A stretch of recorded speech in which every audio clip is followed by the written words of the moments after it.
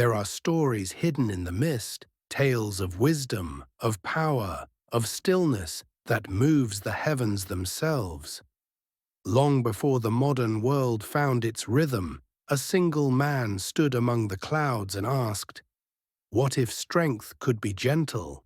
What if victory could be peace?" Tonight we journey to the sacred peaks of Wudang, where legend speaks of a wandering hermit, Zhang Sanfeng, the man who saw a crane and a snake, and from their dance created Tai Chi Chuan. So breathe deep, center your mind, and step into the flow of one of the greatest martial legends ever told. If you enjoy exploring the ancient roots of martial arts, stories of masters and mysteries lost to time, remember to like, subscribe, and join our growing circle of martial storytellers. Together, we keep the spirit alive. Mist clung to the jagged peaks of Wudang Mountain, where dawn arrived like a whispered secret. The world below still slumbered in darkness, but the summit was kissed by the first light of morning, a thin veil of gold spreading across ancient pines and moss-covered stones. The temple bells tolled faintly through the fog, deep, resonant, eternal. It was here, legend says, that a wandering hermit named Zhang Sanfeng awoke from a long dream, a dream that would reshape the very nature of martial arts. No one knew from where he had come. Some said from Shaolin, others from the far reaches of the Ming court. His beard had grown long and white, his eyes gleamed like still water reflecting the moon. He lived alone among the cliffs, where the world seemed suspended between heaven and earth. The villagers below whispered about him. They said he could vanish like mist, that tigers bowed before him, and that the storm itself obeyed his gestures. Yet those who climbed the mountain, seeking glory, found only silence, and the humbling realization that the old man sought not combat, but harmony. One night, as thunder cracked across the heavens, Zhang Sanfeng sat beneath a gnarled pine in meditation. The air was heavy with the scent of rain, lightning flashed against the cliffs, and in its brief illumination he saw, not with his eyes but with the stillness of his mind, a crane and a snake locked in a silent duel. The crane struck with elegance, wings slicing the air like twin blades. The snake coiled low, its movements soft, flowing, unpredictable. Each attack of the bird met only the yielding body of the serpent, and each counter of the serpent was deflected by a gentle lift of the crane's wings. Back and forth they danced, not in hatred, but in balance. Then, as the storm reached its height, both creatures froze. Their eyes met, and in that moment of perfect tension, stillness triumphed over force. Zhang's breath deepened. He rose slowly, his robe billowing in the wind, and moved as they had moved, first soft as falling rain, then spiraling like a gust of wind. He realized then that true strength lay not in resistance, but in yielding, that the body could move like water, transforming attack into emptiness. And thus, beneath the storm's roar, Tai Chi Chuan, the supreme ultimate fist, was born. Days turned to years. Zhang Sanfeng's name became legend. Though he himself sought no fame, his art was slow, deliberate, graceful, a meditation in motion. But to the warriors of his age, it seemed madness. One morning, a Shaolin monk arrived at Wudang, robes orange against the grey mist. His name was Li Heng, a master of the iron staff. He had heard tales of an old recluse who spoke of soft overcoming hard, a heresy to the warrior's way. "Old man," he said, bowing with courtesy that held a blade's edge, "they say you teach that a feather may defeat iron. I come to test this truth." Zhang looked up from sweeping the temple stones. "You cannot test water by striking it," he said, smiling, "but you may learn how it shapes the rock." Li Heng frowned. "Then let the rock and water speak for themselves." They stood in the courtyard, morning light filtering through clouds. The monk's stance was strong, rooted, every muscle coiled. Zhang's posture, by contrast, seemed loose, almost lazy. He breathed, slow and even. The first blow came fast as lightning.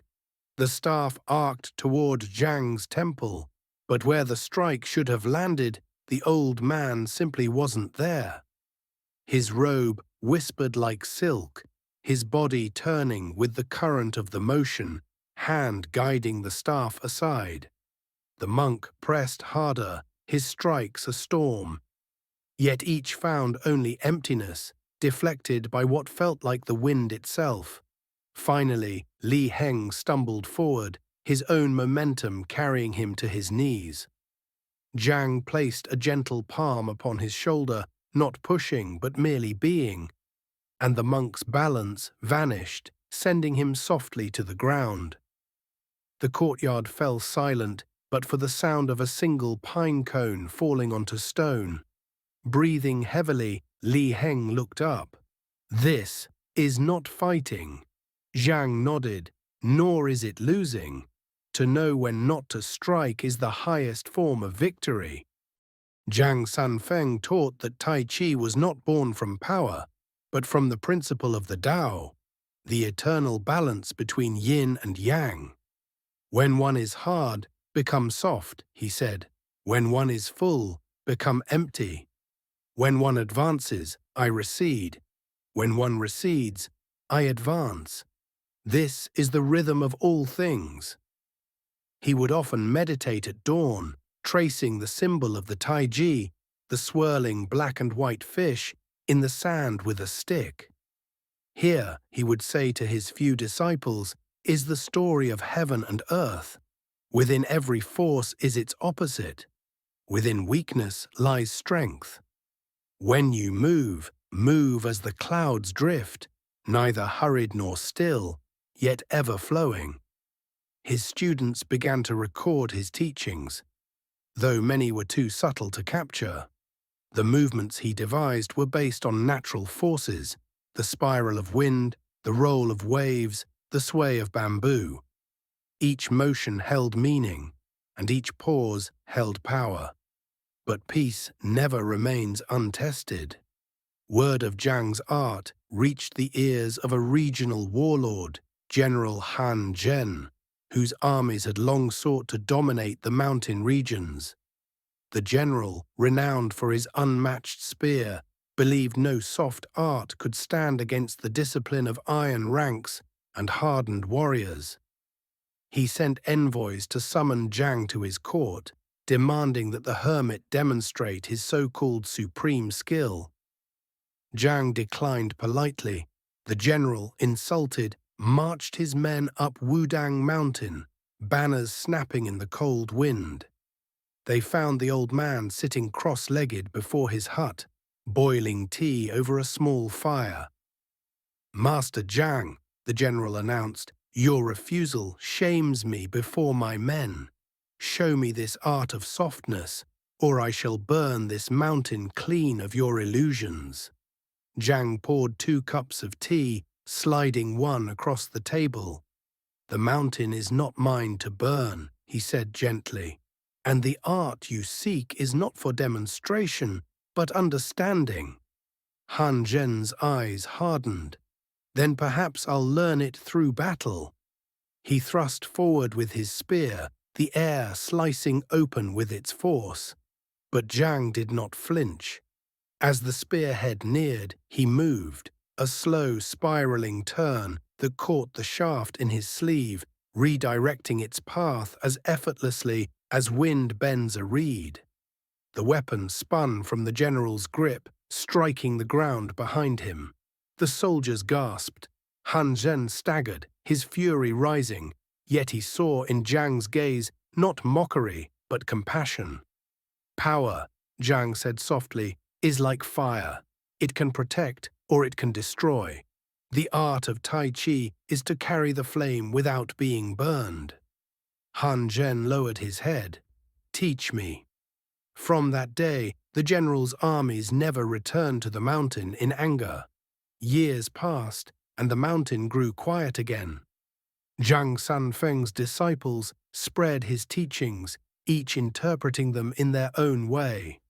Some emphasized the martial, some the meditative, but all carried his essence, movement without tension, power without aggression. Zhang himself withdrew deeper into the forest, rarely seen. It was said that he lived beyond the years of ordinary men. Some claimed he could walk across the clouds, others that he vanished in a beam of moonlight. But his legend endured through every hand that traced the circle, every heart that found peace in the flow of motion.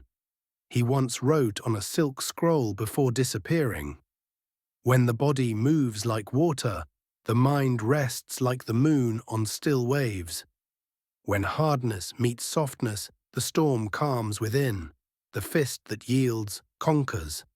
The heart that forgives prevails."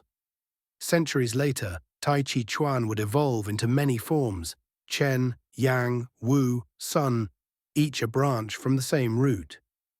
Some practiced it for combat, others for health, but beneath all styles lay the same principle born on that storm-struck night: the harmony of opposites. Today, across temple courtyards, public parks, and mountain terraces, men and women move in slow, circular patterns, like drifting clouds remembering their origin. Each posture, each breath, carries the echo of Zhang Sanfeng's vision. That stillness could be power, that gentleness could overcome force, and that balance was the ultimate victory. The mists of Wudang still rise at dawn, the pine trees whisper in the wind, and somewhere within the hush of morning, the spirit of the old master lingers, not in form, but in the rhythm of the world itself. From storm and silence, a new way of movement was born. Zhang Sanfeng's art became more than combat. It became a meditation on life itself. Through centuries of change, the essence remains the same: to find harmony within chaos, to meet force with flow, and to master not the opponent, but the self. As the mountain mist fades, the lesson endures, that even the softest touch can change the course of history. If this story moved you, if you believe these ancient arts still whisper their wisdom today, give this video a like and subscribe to Martial Arts Stories and History. New tales await, from the temples of Shaolin to the silent peaks of Japan and beyond. Until next time, keep your balance, keep your spirit calm, and remember, true mastery begins within.